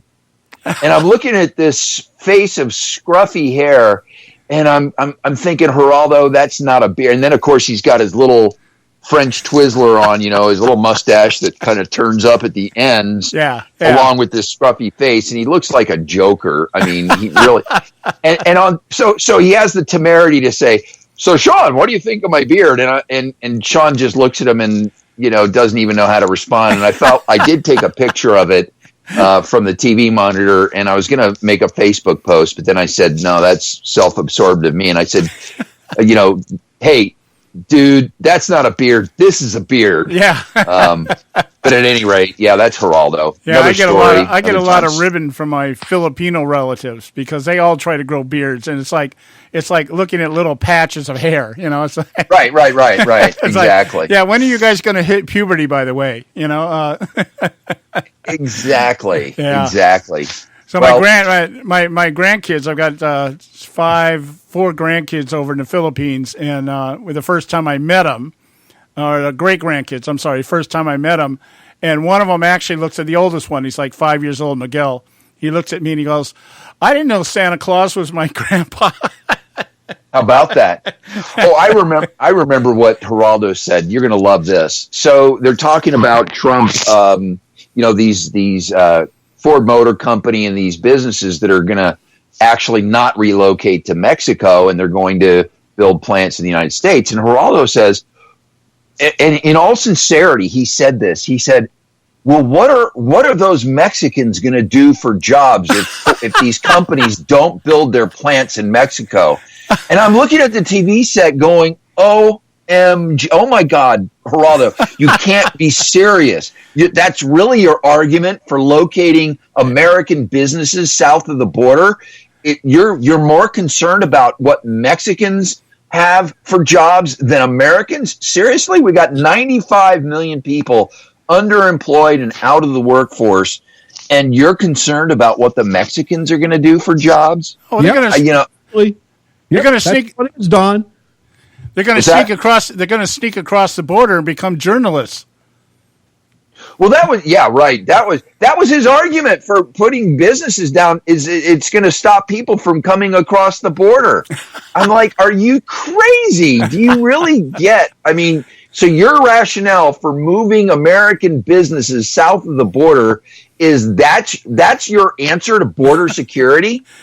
That sounds more like something Juan Williams would come up with. Oh my God, what a loon! I just can't. It gets crazy by the day. Yeah. Now that we have some semblance of sanity being restored to the American political, world, it's starting to make these leftists look even more unhinged and lunatic. Yeah, I know. I think Joe and I have been talking about it. I just hope they keep doing what they're doing. I thought I celebrated when Nancy Pelosi was reelected as a minority leader. Yeah, okay, just keep doing it, guys. So here's my question for Geraldo. What is Mexico doing with that $49.4 million we gave them for economic development? Million or billion? Million. I mean, that's in fiscal year 2015. Yeah. Right. Yeah. No, it's $0.2 million we gave them in fiscal year 2014. Well, they're using it to transport people across the border. Yeah, we're paying on one end to freaking socially, make their government and their economy stronger. Meanwhile, they send their people over here, so we pay them on both ends. It's gotten so laughable. I mean, they've become so transparent. I know you guys probably already dealt with the Golden Globe, Meryl Streep thing, but she's so transparent when she stands up there and says, "Violence begets violence." I'm like, okay, have you taken a look at the movies that come out of Hollywood? If it's true, if your argument is that Trump's supporters are violent, and that violence begets violence, have you taken a look at the product that Hollywood produces and splashes across America in movie theaters at the violence? If your argument is that violence begets violence, shouldn't that mean that Hollywood should take a close, introspective look at the product that they're putting out? If violence really begets violence, maybe we shouldn't have Hollywood producing violent movies anymore. Well, I think even to a better note from a political side, because I caught the same thing. We talked about it a little bit yesterday. When she said violence begets violence, I was thinking, well, what about Occupy Wall Street? What about Right. Black Lives Matter? You know, Right. What about Chicago? Right. All the way down the line. They don't even get it. They're in such a self-absorbed bubble that when they try to, stand on their soapbox and school the rest of us, it comes out, as obvious, so obvious to us now, especially in this more cleansed political environment, that when they say some of the stuff she even started off with saying, we're the most vilified group in America. I'm like, hello, you get it now, right? You're vilified. Why don't you take a step back and look at it? Except, no, what does she do? She jumps into the deep end of the pool again and demonstrates exactly why they're vilified. Yeah, well, I call it the Vanessa Redgrave moment. You remember when Vanessa Redgrave got up there and went on some rant decades ago about Palestine or something like that, and she was booed for it. Now she would be, of course, today she'd be celebrated for it, but it was just that kind of a thing here. And in line with that, I'm glad you said that, Don, because it gets me into these talking points here that we're talking about here. I'm looking at these talking points, and it completely echoes what you were just saying here. How the left uses the word and the language to appeal, I guess, to the shallow mind that would listen to them and say, yeah, that sounds right, that sounds good. Our leaders have failed us, so we must be our own leaders. Okay, well, that's kind of an ambiguous, generalized statement here, but it gets great here. Trump's cabinet nominations are not a reflection of the American people. Since when? Trump won the election. So how is it that his cabinet members, his nominations, are not a reflection of the American people? Who the hell voted for Trump? Was it the Russians? And then the next one is corporations have taken over our government, so we're taking over this office. Look at what happened in North Carolina when North Carolina legislature simply passed a law reaffirming the basic law because Charlotte had gone out on a limb and done what it did, and they were basically schooling Charlotte on the whole bathroom issue. You had major corporations that were basically boycotting North Carolina. They're talking about corporations taking over our government when the corporations have done a better job of adopting leftist principles than they're even aware or they're even acknowledging. When you have the NBA, when you have the NCAA, when you have all these sports franchise organizations saying, we're not going to spend money in bigoted North Carolina because of their, bathroom policies, obviously the left has been successful. So Trump's cabinet nominations not being a reflection of the American people, if you were to carve out the vote from California, and not even from California, from about 7 counties within California, all of a sudden you would have a popular vote that goes towards Donald Trump. Right. So you got 7 counties inside California that swayed the entire popular vote. And they don't get it. They're just not even realizing what they're doing, and it's so on display and so transparent now. Yeah, it is, and looking at these talking points, I did the math with New York. The same thing with New York. If you take about five of the townships out of there, New York goes in Trump's column, believe it or not. So it's there. So, but I'm going to read these things, these talking points, but I'm going to reverse them here, just so you get the idea that somebody just sat down and said, how can I write some? It's like those kids in school. Remember those kids in school that used to write essays just by finding as many complicated words as they can and putting them down on paper? It doesn't really say anything, but it sounds smart. And it's like here, we want a country rooted in love. We want a country with compassion for all. We want a country where we can raise our families and build our communities in peace. We want a nation rooted in equity. And then right after, or just before that, they say Trump's. It's after that. Where is it at here? Geez, I just had it in front of me here. It goes on to talk about.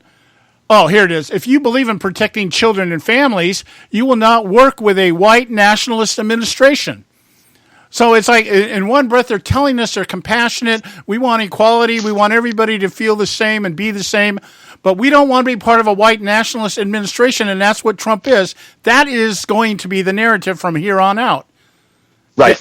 Well, the day after the inauguration, there's this 2 million or 200,000 woman march on D.C. And two of the organizers were on talk radio earlier this week being interviewed about they were willing to go on conservative talk radio being interviewed about this event. And they said, they kept getting asked, what is this about? What are you concerned about? And they kept using the term, marginalized communities. And when they finally drilled into who they were it's about, their issue is, Planned Parenthood getting defunded, LGBTQ issues, especially now that, the marriage thing is sort of out the window under the Obama administration. So, They use this flowery language, but then when you peel back the layers, you find the same tired sort of issues at the core of their agenda. So they've been exposed, and so now it's a matter of just driving them into the earth. Yeah, and the point is, at this point in time, all they can do is regurgitate the same thing. They have to double down. I think it's kind of like they threw all their eggs in one basket and thought that Obama was going to usher in this era of democratic socialism using this very platform that we're talking about here, this hypothetical utopian talking points where we can hate and love at the same time. That kind of thing. Oh, they're freaking out. Yeah. We got to go to a break here. Quick break. We'll be right back with Don Dix from Act for America. Stay with us right here at the Conservative. There is an old saying, children should be seen but not heard. At no time is this more apparent than when politicians speak. The ConservativeSyndicate.net, the adult in the room.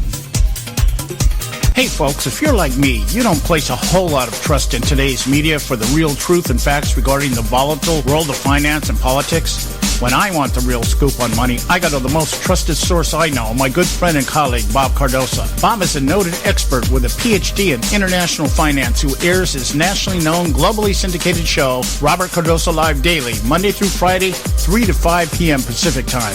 With Bob, you get the right information at the right time from someone who knows his business and can help you make the right decisions concerning yours. Again, Bob airs daily, Monday through Friday, 3 to 5 p.m. Pacific Time. Visit his website at robertcardosolive.com for information regarding stations and topics. That's robertcardosolive.com. Check Bob out. You'll be glad you did.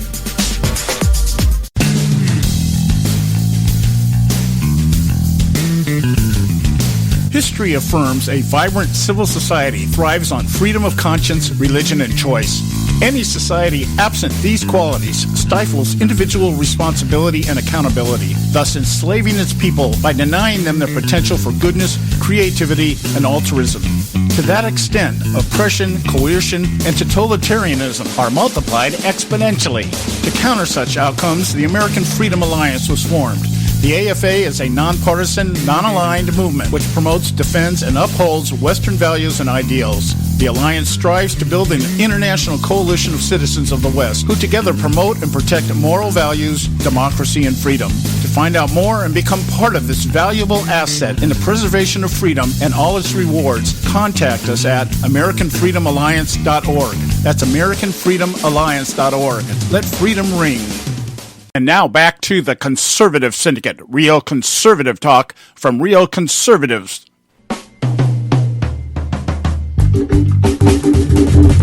All right, hey, we're back.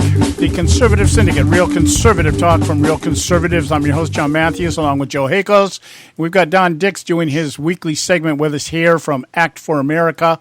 All right, Don, I have to be honest and say I'm a little bit behind here on the Sessions hearing today. I got involved with some other things going on out there in my personal life and didn't get a chance to catch it. What can you tell us as to how this went down today?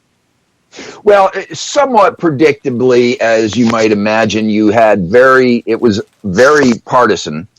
You had Democrats essentially questioning Sessions about everything from, some of the things from his past. I mean, innocuous things like apparently his family somehow retained the rights to the mineral rights to a 600-acre plot of land that was next to who knows what, and they're concerned about, does he have a conflict of interest, with fossil fuels. I mean, some of it got quite ridiculous. One interesting thing, leading up, of course, to the hearing was that you had Nancy Pelosi was very concerned about, not Nancy, Dianne Feinstein was very concerned that they wouldn't have time. You can imagine this, to digest the 150,000 pages that Jeff Sessions and his aides submitted along with his application.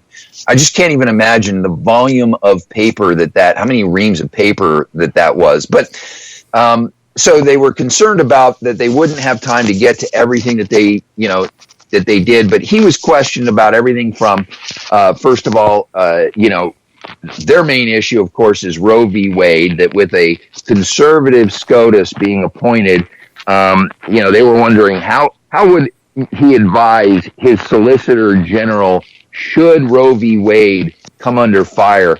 This issue is at the core of whatever challenge, could be at the margins. He said, look, that is so difficult to predict how he would advise his Solicitor General because it depends on everything from how they go after Roe v. Wade, what, issue they go after it on. I mean, some of the stuff is impossible to reply to.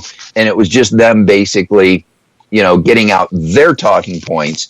Dianne Feinstein talking about how when she was had grown up, her father took her to the internment camp. And does he envision as a part of the Trump administration the possibility of putting Muslims in internment camps? I mean, this is how ridiculous some of this got.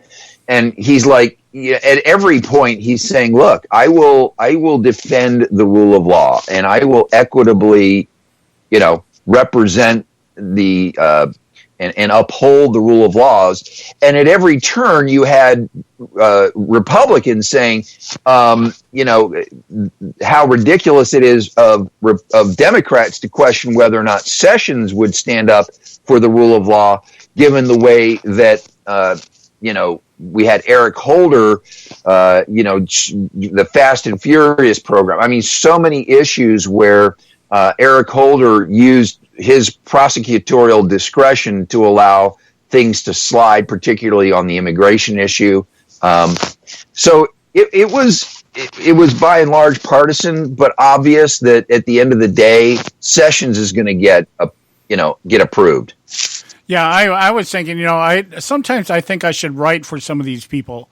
If somebody had questioned me about 150,000 pages being submitted and not having enough time to do it, I would just say, well, you just have to pass it to find out what's in it. Yeah, exactly. You just have to appoint me to find out what's in those 150,000 pages. Yeah. That you had committed leftists like an MTV News writer tweeting out. I guess Jeff Sessions showed up with some family, which is not unusual. You had remember John Kerry showed up with grandchildren in the audience. So here you've got an MTV News writer ripping Sessions over an Asian granddaughter. Apparently, his son-in-law is Asian, and so he's got 4 grandchildren that have Asian blood in them and look Asian. So you got this MTV News reporter saying, "Kindly return this Asian baby to Toys R Us." I mean, if you had people on the right doing this kind of stuff during any one of the parts of the process of when Obama was getting his administration in place, a reporter like that would have been summarily fired because of this. Right. Well, we're coming up on the end of the show here, Don. I want to give you a moment to plug your show and what you do. Well, gosh, thanks. I'm blessed to have 2 venues for being on the radio. Of course, we've got the Daily Show, which happens between 6 and 7 Pacific time on a Salem radio station out here in the Inland Empire, KTIE, and then a Saturday show where we get to talk about some of the issues that we're involved in out here in the Inland Empire and that, are of a concern for us. So folks can get more information by going to am590theanswer.info. And then, my gateway drug into politics, of course, was the national security issue of political and radical Islam. And I'm a chapter leader for Act for America. Folks can get more information about Act for America at actforamerica.org. Sign up, get the emails that go out almost daily now because of everything that's going on in the world and in this country, and learn more about what they can do to become a part of raising awareness in their community about the threat of political and radical Islam that still happens in America today. Yeah, and we've got to pay attention to this. They brushed over this topic with Sessions today, and I can hear it coming down the line here when we get into the CIA confirmations and some of the other intelligence agencies that this can be a big issue. So we'll be back tomorrow, guys. Thanks so much for tuning in. This is a Conservative Syndicate. We'll be back tomorrow, 3 o'clock on the left coast, 6 o'clock on the east coast. God bless you. We'll talk to you tomorrow.